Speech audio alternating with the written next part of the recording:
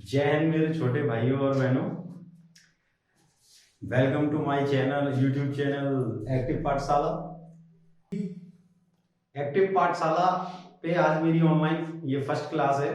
और एक्टिव पाठशाला चैनल हम लोगों ने कुछ दिन पहले से ही स्टार्ट किया है और मेरे दोस्त लोगों ने इसमें मेरी हेल्प की। उन सब लोगों का क्रेडिट है इसमें।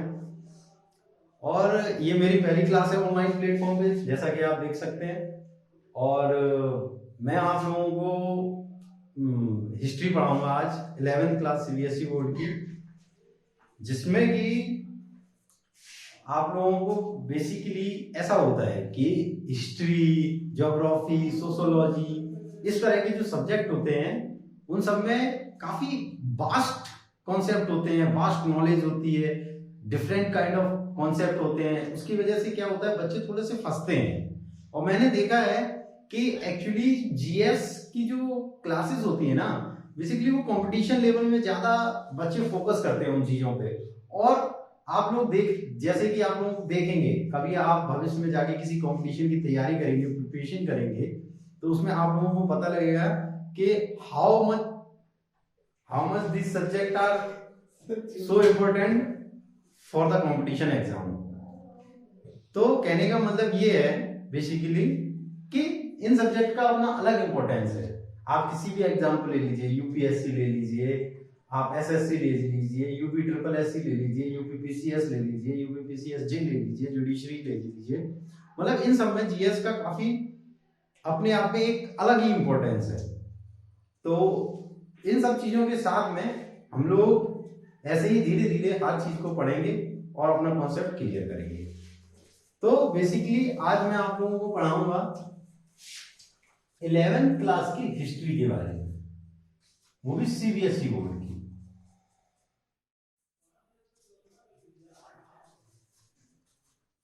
वैसे तो ये मेरी क्लास हर एक बच्चे के लिए यूजफुल हो सकती है जो कंपटीशन की तैयारी कर रहा है, क्योंकि उनके में भी वर्ल्ड हिस्ट्री से रिलेटेड क्वेश्चन आते हैं। और 11th क्लास से तो है ही रिलेटेड, 12th वाले भी इसको पढ़ सकते हैं। और एनसीईआरटी के हिसाब से अगर हम देखें तो वो लोग थोड़ा बहुत सिलेबस समय से चेंज करते रहते हैं। अब जैसे चेंज करते रहते हैं तो उन्होंने, एनसीईआरटी वालों ने सिलेबस में आपके कई सारी थीम में इस बुक को डिवाइड किया है। ऐसे सेक्शन में डिवाइडेड है, तो इसमें 4 सेक्शन है और उन 4 सेक्शन के हिसाब से हम लोगों को अलग अलग थीम दी हुई है। थीम मतलब चैप्टर दिए हुए हैं। अब आप लोग कहेंगे कि सर ये थीम क्या होती है? तो थीम बेटा ये होती है कि जैसे आप कहीं जाते हैं, कहीं घूमने जाते हैं या किसी होटल में जाते हैं। आजकल रेस्टोरेंट्स वगैरह भी आपने देखे होंगे कि organic restaurant, PUBG restaurant, aeroplane restaurant और शिपयार्ड रेस्टोरेंट या सी फूड रेस्टोरेंट। तो ये सब क्या है, आजकल ये थीम होती है, इन्हीं को हम लोग बोलते हैं थीम। तो इसी तरीके से उन लोगों ने आपके ये 11th क्लास की बुक को, सिलेबस को डिवाइड कर रखा है। हर एक चैप्टर का अलग अलग अपना एक सिलेबस है, अपना एक अलग कॉन्सेप्ट है। तो उसी के बारे में आज हम सिर्फ और सिर्फ इंट्रोडक्शन पार्ट की बात करेंगे कि एक्चुअली ये बुक किस चीज से रिलेटेड है और what are the content which is inside this book. तो बेसिकली ये जो आपकी क्या कहते हैं, ये बुक है 11th क्लास की, इसको 4 सेक्शन में डिवाइड किया हुआ है।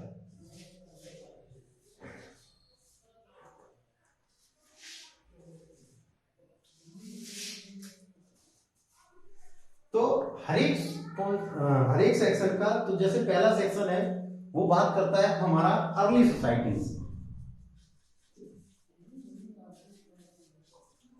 अर्ली सोसाइटीज, अब जैसे कि आप इन शब्दों का मतलब ही निकालेंगे तो उससे आपको समझ में आ जाएगा कि अर्ली का मतलब क्या होता है और सोसाइटीज का मतलब क्या होता है। सॉरी, अर्ली का मतलब क्या होता है, जो बहुत पहले की बात। और सोसाइटीज मतलब समाज, मतलब बहुत पहले का समाज किस प्रकार से था या किस तरीके से चीजों की शुरुआत हुई या किस तरीके से क्रिएचर या एनिमल्स या ह्यूमंस या इंसेक्ट या कोई भी जो ह्यूमन बीइंग या कोई भी जीव जो इस दुनिया में एग्जिस्ट कर रहा है, वो किस प्रकार से उसकी उत्पत्ति हुई, किस प्रकार से उसने नेचुरल तरीकों से उसने अपने आप में इवोल्यूशन लाया, डेवलपमेंट किया अपने समाज, अपनी सोसाइटी का या अपने सराउंडिंग का। ठीक, तो दूसरा सेक्शन हमको बताता है, सॉरी मेरी थोड़ा सा अभी मतलब ये स्टार्टिंग क्लास है ऑनलाइन प्लेटफॉर्म पे, तो एक्चुअली मेरे को यहाँ पे अपना सिलेबस वगैरह लिख के रखना पड़ रहा है। तो अभी जब फर्दर हम लोग नेक्स्ट क्लासेस करेंगे तो उनमें मतलब हमारी टेक्निकल टीम आप लोगों को पीडीएफ वगैरह प्रोवाइड करके देगी। तो दूसरे सेक्शन में उन लोगों ने रखा है एम्पायर्स के बारे में, एम्पायर्स, ठीक। दूसरे में एम्पायर्स की बात की है और तीसरे सेक्शन में उन्होंने बात की है चेंजिंग ट्रेडिशन, चेंजिंग ट्रेडिशन।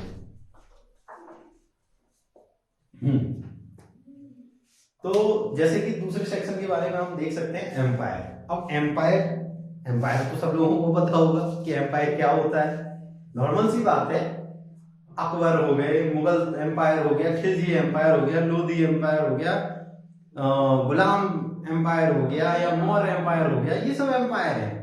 मतलब कई लोग ऐसे हो गए जो अपने आप में एक बहुत बड़े वॉरियर, अपने आप में एक बहुत बड़े किंग एम्परर साबित हुए और उन्होंने एक अपना वंश चलाया या उन्होंने राज किया, उन्होंने अपनी एक टेरिटरी बनाई, उस पर उन्होंने बहुत सारी चीजें, वो अलग एक टॉपिक है, लेकिन फिर भी मैं एक एम्पायर के बारे में आपको एक जनरल थिंग बता रहा हूँ कि एम्पायर में होता क्या क्या था। जैसे कि एक राजा होगा, उसका अपना एक राज्य होगा, वो किसी जगह पे उसकी राजधानी होगी या उसकी अपनी कैपिटल होगी, उसके अपने ट्रूप्स, आर्मी और हर तरीके का उसका टैक्स कलेक्टर वगैरह, उन सब चीजें, मतलब एम्पायर के बारे में ये सब है, ठीक है। अब यहाँ पे एक्चुअली ये होगा इस वाली 11 सीबीएसई बोर्ड की हिस्ट्री की बुक में कि आप लोग इसमें ये सेक्शन उन्होंने बांट दिए, ठीक। अब सेक्शन बांटने के बाद वो लोग एक्चुअली आपको बताएंगे, ये सारी जो नॉलेज होगी वो वर्ल्ड लेवल पे होगी कि वर्ल्ड में कहां से इंसानों की शुरुआत हुई, फिर कैसे कैसे बड़े बड़े एम्पायर बने इस वर्ल्ड में, फिर चेंजिंग ट्रेडिशन। थर्ड सेक्शन में उन्होंने चेंजिंग ट्रेडिशन की बात की। ट्रेडिशन मतलब बड़ी वर्ल्ड लेवल पे किन किन सोसाइटीज में बहुत बड़े बड़े बदलाव हुए, जैसे कि आपका फ्रेंच रिवॉल्यूशन है, रशियन रिवॉल्यूशन है और आपका वर्ल्ड वॉर्स है, ये सब चेंजिंग ट्रेडिशन के बारे में बताते हैं कि मतलब हमारा ट्रेडिशन कैसे कैसे सोसाइटी में चेंज हुआ, कैसे कैसे बदलाव आए, लोगों ने पढ़ना कैसे सीखा या लोगों ने भगवान से आके साइंटिफिक वे में कैसे अपनी सोच को डेवलप किया, तो यही सब चीज के बारे में पढ़ेंगे। और आखिरी सेक्शन जो हमारा रह जाता है आपका, वो बात करता है टुवर्ड मॉडर्नाइजेशन के बारे में, टुवर्ड मॉडर्नाइजेशन के बारे में। टुवर्ड मॉडर्नाइजेशन, तो टुवर्ड मॉडर्नाइजेशन का मतलब तो सीधा सीधा समझ में आ रहा है कि टुवर्ड मतलब किसी और जाना या किसी और जाते हैं हम, ठीक है, कोई डायरेक्शन हमने ले ली, उस डायरेक्शन में हम जा रहे हैं और वो डायरेक्शन कहाँ जाती है, मॉडर्नाइजेशन की तरफ। मॉडर्नाइजेशन जैसे पुराने समय में हमारे पास साइकिल भी नहीं हुआ करती, पैदल चलते थे, बैलगाड़ी, पहिया। यहाँ इस समय अर्ली अगर हम सोसाइटी की बात करें तो यहाँ पे तो लोगों की उत्पत्ति हुई थी, तो उन्हें गाड़ी वगैरह या पहिया वगैरह या इन सब सारी चीजों की नॉलेज ही नहीं होगी।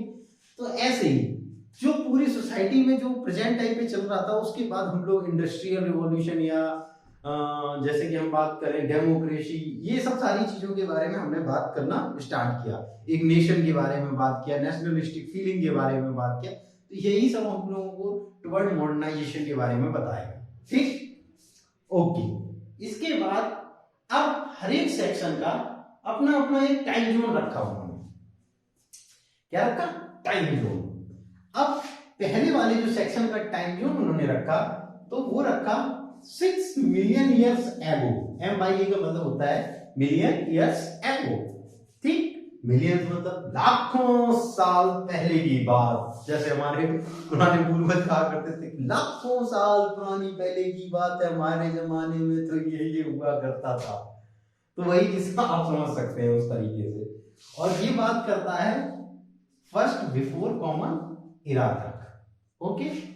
ये इस टाइम जोन के बारे में बताता है हमको। इसके बाद ये जो एम्पायर वाला टाइम जोन है, ये है 100 बिफोर कॉमन इरा से आपका है 30 बिफोर कॉमन इरा, ठीक। 1300, सॉरी, ये यहां पर आप 1300 कर लीजिएगा, और ये है 1300 बिफोर कॉमन इरा से आपका 1700 बिफोर कॉमन। ओके, इसके बाद आपका आखिरी जो सेक्शन है वो बताएगा हम लोगों को 1700 बिफोर कॉमन एरा से लेके 2000 बिफोर कॉमन एरा तक। ठीक, तो ये तो आपका बेसिकली सिलेबस हो गया। अब इन्हीं में उन्होंने थीम बना रखी है। तो जो पहला सेक्शन है उसमें आपकी 2 थीम है, इसमें 2 थीम के बारे में बता रखा है, फर्स्ट एंड 2। इसमें आपकी 3, 4, 5 थीम, और इसमें आपका 6, 7, 8, और आखिरी जो सेक्शन बच जाता है उसमें 9, 10, 11।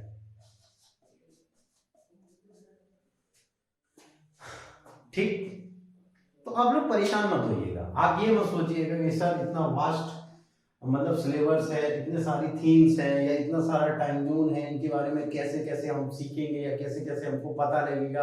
अब पता लग भी गया तो हमको याद कैसे होगा, एक्चुअली हम एग्जाम कैसे इसको प्रिपेयर करेंगे या हमारी प्रिपरेशन कैसी होगी, और एक्चुअली हम आंसर राइटिंग कैसे करेंगे। तो बहुत से बच्चे सोचते हैं कि हिस्ट्री है, मतलब होता है ना कि मतलब बच्चों लोगों को इंटरेस्ट नहीं होता है कि हिस्ट्री तो है, हम नहीं पढ़ेंगे या हम मैथ साइंस वगैरह ज्यादा ध्यान देंगे।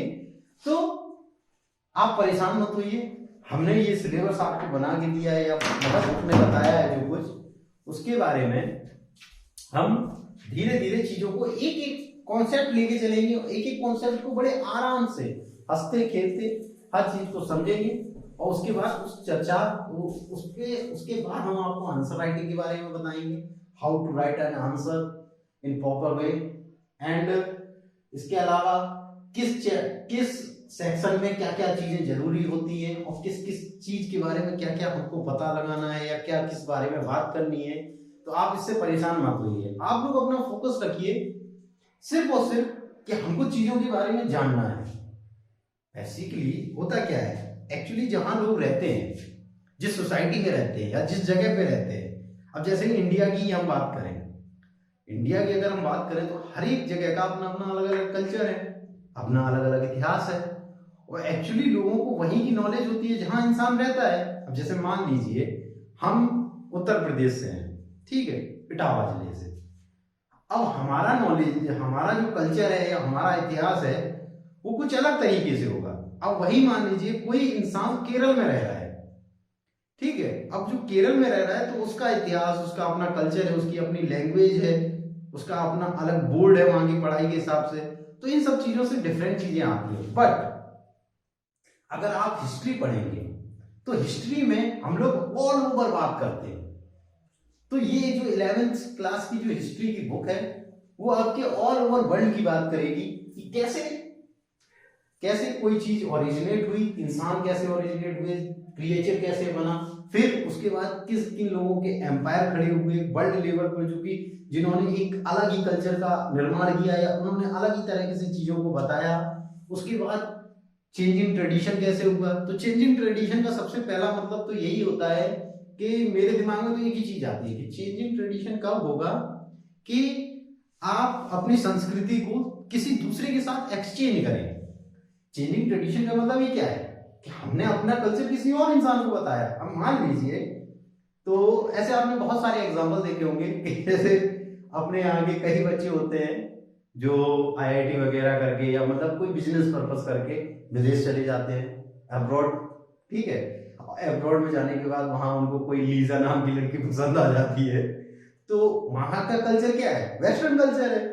अब वहां भाई वहां ऐसा तो होता नहीं है हमारे यहाँ कि 7 फेरे होंगे, मांग भरी जाएगी या रोका वगैरह होगा या सगाई वगैरह होगी, एंगेजमेंट वगैरह होगी। वहां का कल्चर क्या है कि लड़के ने लड़की को प्रपोज किया, will you marry me, and then she said yes, तो शादी हो गई, उन्होंने किस किया फॉरेन टाइम में और हो गया ओके। और यही वहां का कल्चर है। अब होता क्या है, वो लड़की जब इंडिया में आती है, वही लड़की इंडिया में आती है, अब वो वेस्टर्न कल्चर की है, और वो जब यहाँ आएगी तो उसको इंडियन कल्चर पता चलेगा, तो उसको गोबर भी पता लगेगा कि गांव के घर कैसे होते हैं, उसे चूल्हे के बारे में पता लगेगा, उसको पोंछे के बारे में पता लगेगा। वहां ऐसा कॉन्सेप्ट नहीं है, तो यही बोलते हैं चेंजिंग ट्रेडिशन। एक तो ये तरीका हो गया, बहुत सारे तरीके, ट्रेड हो गया आपका, किसी के साथ हम ट्रेड करते हैं तो हम उनसे जितना अटैचमेंट करेंगे, जितना हम उनसे बातचीत करेंगे, एक दूसरे से अटैच होगा, एक जगह का आदमी दूसरी जगह से अटैच होगा तो कुछ ना कुछ तो अपना कल्चर एक्सचेंज करेगा उसके साथ। यही होता है changing tradition. Toward modernisation, modernisation आप लोग जानते ही हैं, जिस तरह आग भी पहले आग जलाना नहीं जानता था और आज वो आग से क्या क्या कर रहा है। पहिए की खोज नहीं हुई थी तो पहिए की खोज के बाद क्या क्या होगा, बिजली की खोज नहीं थी तो बिजली की खोज के बाद क्या क्या होगा। तो यही सब होता है मॉडर्नाइजेशन। इंडस्ट्री की तरफ जाना, जैसे इंडस्ट्रियल रिवॉल्यूशन इंग्लैंड की जो आपने सुना होगा। तो यही सारी चीजें हैं जिनके बारे में हम विस्तार से, या आपको मैं कहूँ इजी वे में या फनी वे में, ऐसे धीरे धीरे स्टार्ट करेंगे और धीरे धीरे चीजों को समझते हुए जाएंगे। और यही आपका इंट्रोडक्टरी पार्ट है। और आप परेशान मत होइए कि सिलेबस सर इतना है या इतना कुछ पढ़ना पड़ेगा, तो don't worry about it, because we provide a easy way to everyone. हम लोग अच्छा चुनते नहीं है, हम लोग अच्छा बनाते हैं।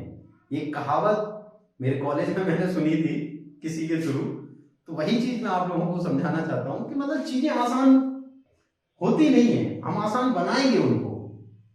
मतलब अब एक छोटा बच्चा होता है, उसको एबीसीडी नहीं आती है तो वो धीरे धीरे बोलना सीखता है ना, और फिर उसी एबीसीडी के थ्रू वो किसी दिन A for apple, B for boy, Z for zebra तक पहुंचता है। तो यही मेरा कहने का मतलब है। And thank you. हम मिलेंगे नेक्स्ट क्लास में।